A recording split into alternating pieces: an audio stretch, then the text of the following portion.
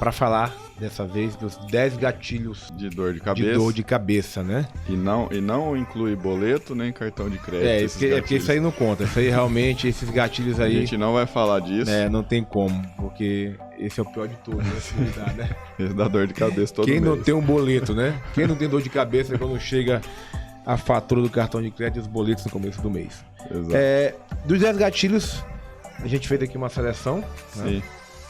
Desses 10 gatilhos para falar para vocês. E o primeiro deles é o estresse. Ronaldo Previlato. Pessoal, estamos mais uma vez aqui com meu amigo Ronaldo Previlato. Ronaldo Hudson. E o primeiro deles é o estresse.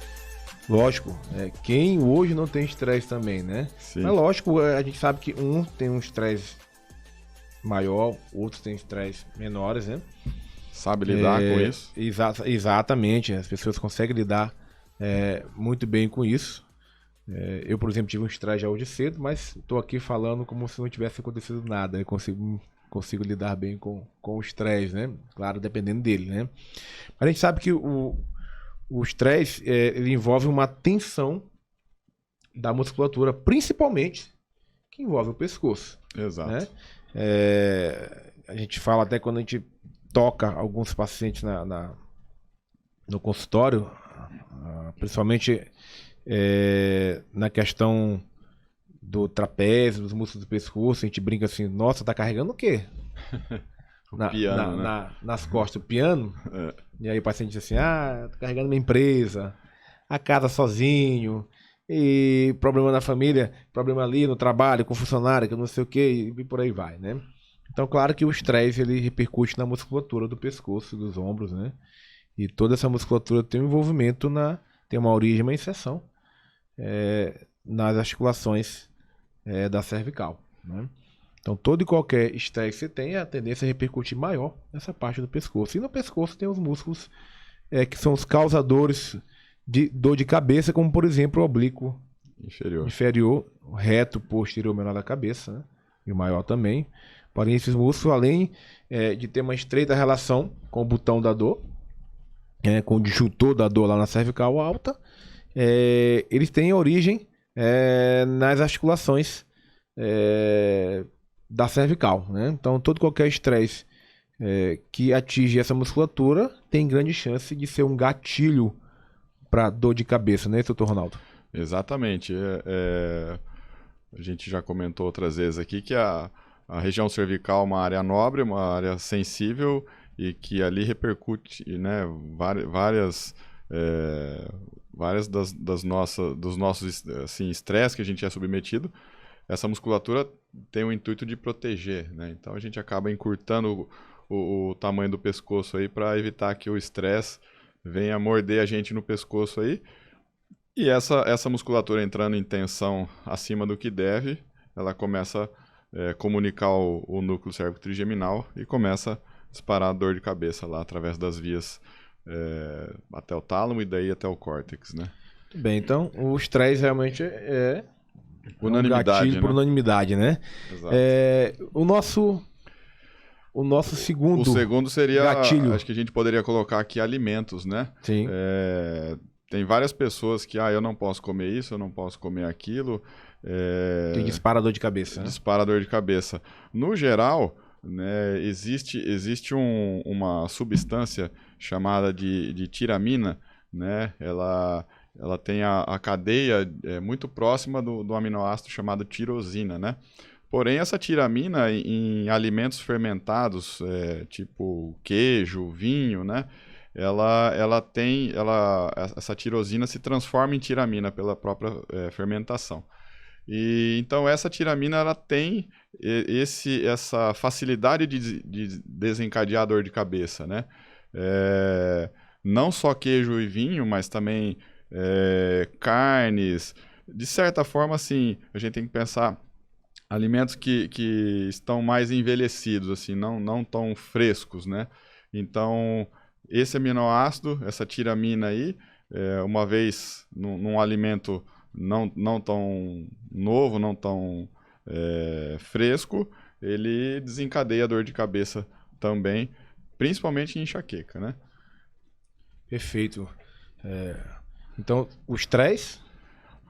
alimentos, né? E terceiro, a gente podia incluir postura, por exemplo? Postura com certeza, né? Hoje em dia, a questão de que a gente pode começar a falar de postura, postura sentado, todo mundo conectado aí Na verdade, celular. que a gente já falou várias vezes, né? Em alguns outros podcasts, né? Em outros vídeos. A postura baixa, prolongada, Sim, com a cabeça pendurada no pescoço, é que realmente é o problema, é o vilão. sim. Né? Lógico que a cabeça ela pesa 3, 4, 5 quilos. O problema dela não é a cabeça em si. Porque a cabeça, Ainda bem, né? Ainda bem, né? Já a pessoa tem que arrancar a cabeça, né? A cabeça foi feita para ficar em cima do pescoço, gente, não pendurada nele. Sim. Porque ela, como um pêndulo, isso vai para 25, 30 quilos rapidamente. Com 60 graus de flexão, o equivalente de 4,5 kg a 5,5 kg passa para 27 quilos. Olha Então, aí. Então, essa musculatura que tem como função sustentar a cabeça, se você pegar os músculos suboccipitais, né?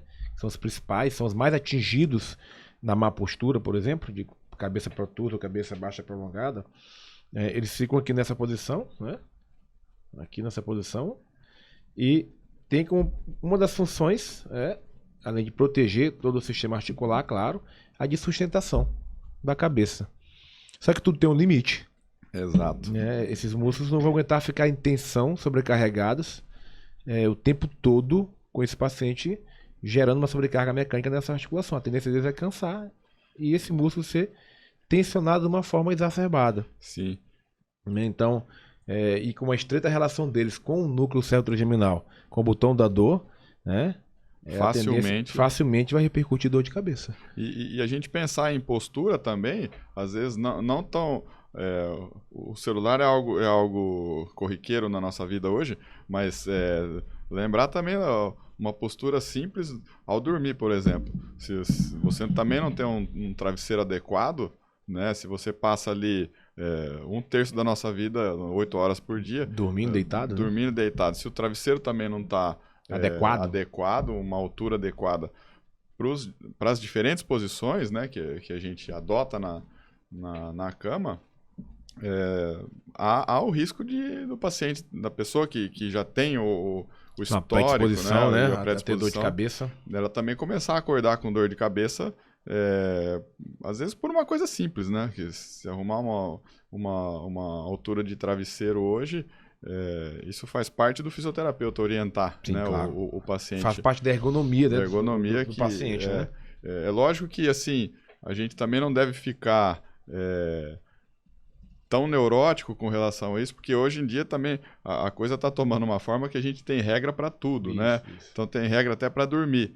Mas eu acho que pelo menos que posição que eu durmo, doutor? A mais confortável e que você acorda bem. Se você parar para pensar num gato, num cachorro, que são mamíferos igual a gente, num boi, num cavalo, né? Eu tenho uma gata em casa que, se você vê ela dormir, não é um espetáculo, né? Infelizmente a gente não tem a flexibilidade dos felinos, mas aquela que você acorda bem e descansado é uma boa postura para você dormir.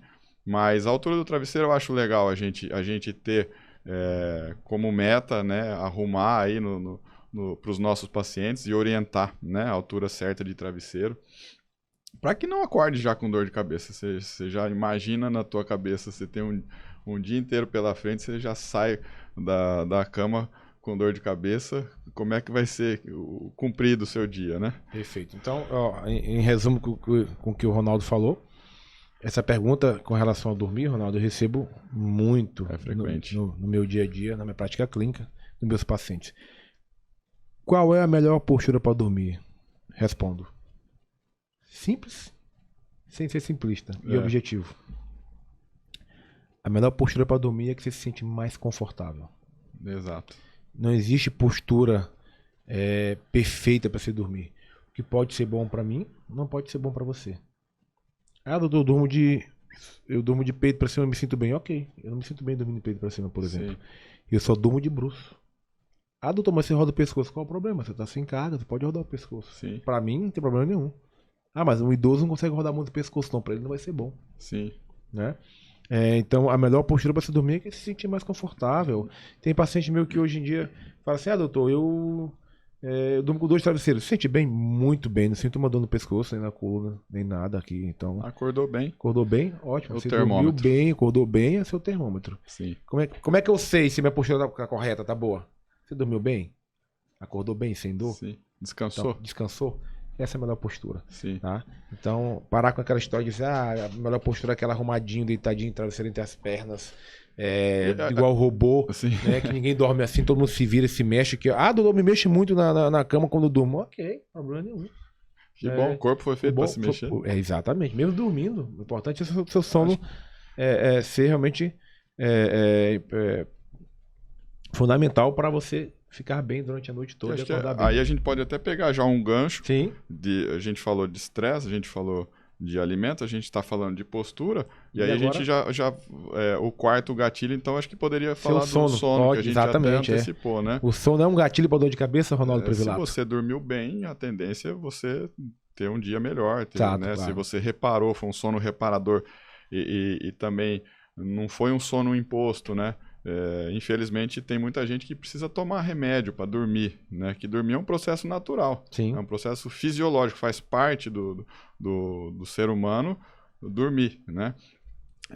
Então o sono bom e reparador, ele vai te ajudar. Agora um sono conturbado, com irritabilidade, você também não de repente você trouxe para a cama também, pegando um gancho com estresse, você trouxe para a cama o gatilho do estresse e não está dormindo bem também, ele também passa a ser um gatilho para dor de cabeça. Dor de cabeça. Né? E além das questões todas que a gente já falou da parte de ergonomia de travesseiro. Porque se você não dorme bem, você dificilmente vai ter um dia suave, né? Suave, tranquilo. Que geralmente não dormiu bem porque estresse demais, né? Eu nunca conheci ninguém que... Nossa, que dia. Hoje eu não dormi nada, mas eu tô feliz. Pois é muito difícil, é muito raro. Então o sono pode ser um gatilho também para gerar, como causa de dor de cabeça, né? Sim. E vamos lá pro nosso quinto, né? Aí a gente tem um combo, né? O quinto, acho que o sexto e o sétimo, a gente teria um combo de estímulos aí. Então, se você pegar o paciente que já tem uma sensibilidade, já tem um histórico de dor de cabeça, aí seria cada gatilho aqui, desse combo agora. Estímulo visual. Estímulo visual, né? Estímulo olfativo e estímulo auditivo. Então, quem tem um histórico de dor de cabeça, muitas vezes a luz de celular ou dirigir à noite com luz de veículo contra os olhos, enfim, ou você vai em algum lugar que está tendo aqueles flashes de luz, geralmente o pessoal está dançando ali. Jogo de luz. Jogo de luz. Isso aí acaba disparando também dor de cabeça, porque, para vocês terem uma ideia de como o nosso corpo é perfeito, a retina dos olhos, né? Ela também tem, que é responsável pela luminosidade, ela também tem conexão com o nervo trigêmeo, que a gente já comentou aqui sobre o núcleo cérvico trigeminal. Então, através do nervo olfativo, né? Olfatório, né? Dos olhos oftálmicos, né? Oftálmico, né? Então, ela vai... Assim, o paciente vai acabar disparando, as luzes, na verdade, vai acabar disparando a dor de cabeça nesse paciente que tem essa sensibilidade mais apurada por ser portador de dor de cabeça. Aí entram também estímulos olfativos.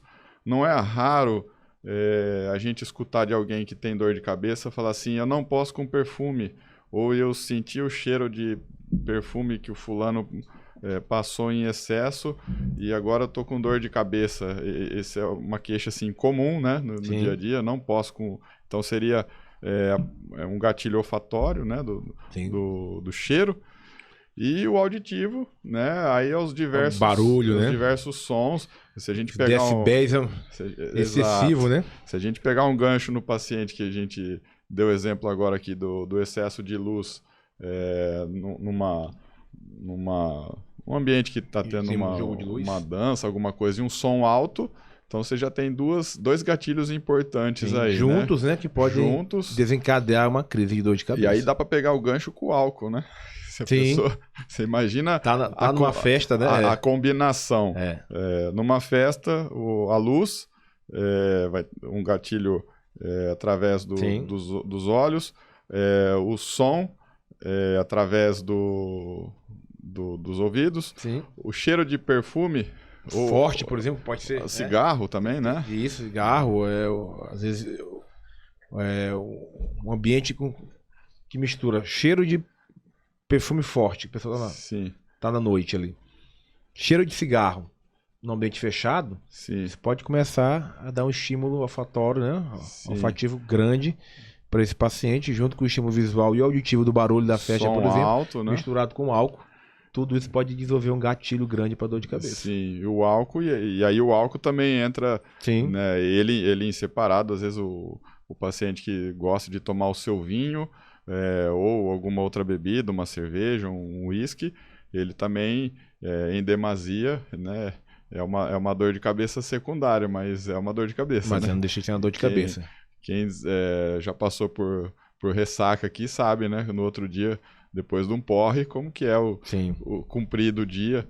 Eu e o Hudson, a gente não bebe, né, Hudson? Graças então a Deus. Então a gente não sabe como é isso, mas na prática a gente não pode falar muito bem disso, isso aqui, né? A gente não tem propriedade para falar do álcool, mas a gente sabe que existe, né? Também existe. Então a gente falou, ó, no quinto, o estímulo visual, o sexto, o estímulo olfativo, o sétimo, o auditivo e o oitavo também o álcool. Exato. E aí a gente tem mais dois aí para falar. Sim. Para formar o combo de 10 gatilhos mentais. E são dois corriqueiros, né? São dois corriqueiros. Trauma, por exemplo. Acho que a gente poderia falar de trauma. Trauma é um gatilho para dor de cabeça. Eu peguei um essa semana agora. Sim. Também secundário, né? Porque em decorrência de uma batida na cabeça ou de um chicote cervical, você vai ter todo um efeito cascata aí que vai disparar a dor de cabeça. E isso, pra gente, fisioterapeuta, tá cada vez mais corriqueiro, né? A pessoa vem, eu caí, bati a cabeça, ou bati a cabeça. De carro, alguém bateu no carro atrás e fez um chicote, que é o whiplash cervical, né? E às vezes simples também. A pessoa esqueceu quem nunca, né? Esqueceu uma porta de um armário lá, se agachou, a porta do armário estava aberta ali, e a hora que subiu, deu aquela cabeçada, e aí teve dor de cabeça na hora, tal, depois 1 ou 2 dias começou ter dor de cabeça que até então também não tinha, Não tinha, né? E apareceu após o trauma, né? Sim. Então, quando você faz a anamnese e você investiga a história do paciente, ele às vezes até fala de forma clara. Olha, minha dor de cabeça começou após eu ter batido a cabeça. Olha, minha dor de cabeça começou após o acidente de carro que eu tive há 1 mês. De lá pra cá, ela tá sendo frequente. Eu não tinha dor de cabeça assim, eu tinha só uma tensão no pescoço, mas nada de importante. E a partir desse acidente de carro, a gente começou a desenvolver dor de cabeça. Então, a causa principal foi o trauma. Exato. Foi um gatilho para desenvolver essa dor de cabeça daquele paciente, né? Porque na mecânica é muito fácil de explicar. A musculatura tem uma função de proteção ali da coluna, né? Também, além de estabilização e a função de proteção é importantíssima. Quando você tem um trauma, na tentativa de fixar aquela articulação para diminuir o chicote, a musculatura se tensiona, né? Ela entra em espasmo, é um espasmo protetor que a gente fala, para tentar sustentar e estabilizar aquela articulação o máximo possível, para que, por exemplo, ela não entre em fratura. Exato. Em fissura, trauma, em fratura. E esse espasmo, às vezes, o corpo não consegue diminuir com o decorrer do tempo. Precisa de uma ajuda extra, que no caso o tratamento. Nossas mãos, ou então qualquer medicamento, caso que seja necessário, né? Então, enquanto você não suprimir, diminuir o espasmo daquela musculatura que envolve aquela articulação, aquele gatilho daquela musculatura vai ficar o tempo todo mandando informação em excesso ali pro núcleo cérebro-trigeminal, que é responsável por disparar a dor de cabeça do paciente. Então, o trauma realmente é um gatilho importante, né? E muito comum de encontrar no nosso dia a dia, né? Exato. E falei também de medicamento? Não, já falamos? Não, você até comentou que dependendo do trauma, se for necessário para você tomar um medicamento, o medicamento também pode ser um gatilho. Pode ser um gatilho, né? Às vezes a gente sabe que em excesso ele dá uma dor de cabeça do tipo rebote, né? Porque é um caminho que muitas vezes o próprio medicamento que você está fazendo uso, né, geralmente para dor de cabeça, ele começa também a alimentar o sistema, né? Ao invés de te ajudar, ele começa a te atrapalhar porque saturou o sistema, né? Ele pode hipersensibilizar ali Isso. o núcleo, né? Com excesso Exato. de fármaco. Né? Exato. Então aí você começa a ter aquilo que era para te ajudar começa a te atrapalhar, né? Porque a superdosagem ali, ela vai realimentando a dor de cabeça do paciente e muitas vezes o paciente né, nem se dá conta que o próprio remédio ou algum outro medicamento, né, para alguma outra coisa também, de repente está disparando por alguma intolerância ao fármaco ou os componentes da fórmula e fica alimentando a dor de cabeça do paciente. Então, algo que era para ajudar acaba atrapalhando também. Né? Perfeito, perfeito. Por isso que é sempre importante questionar, a gente como fisioterapeuta, questionar o paciente com relação ao uso excessivo de medicamentos. Exato. Né? A gente não tem autoridade, nem deve se meter no tratamento do médico, claro. Sim. Se o médico passou, resolva lá o paciente com ele, né? Mas é importante a gente questionar isso com o paciente, né? Que ele fale com o seu médico, converse com ele, que se realmente estiver em excesso e que o então não está tendo resultado, questionar com relação ao desmame dele, né? Ou a troca desse. Às vezes o médico também nem sabe, porque ele passa uma receita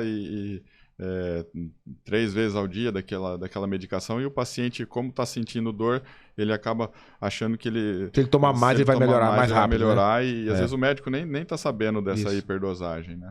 E como o Hudson falou, a gente não mexe com química, né? Isso, quem entende química é o médico, né? Essa parte é do médico. Então, nosso trabalho deve ser em conjunto com o médico para somar na vida do paciente, né? Que é o mais importante, isso aí. Então, falamos aqui dos 10 gatilhos para dor de cabeça. Em resumo, a gente falou do estresse. Alimentos. 2 alimentos. 3 postura. 4 estímulos visuais. Né? Estímulos auditivos e olfatórios. Isso. Já foi para 7. O 8º, trauma. Né? Medicamento e álcool e sono.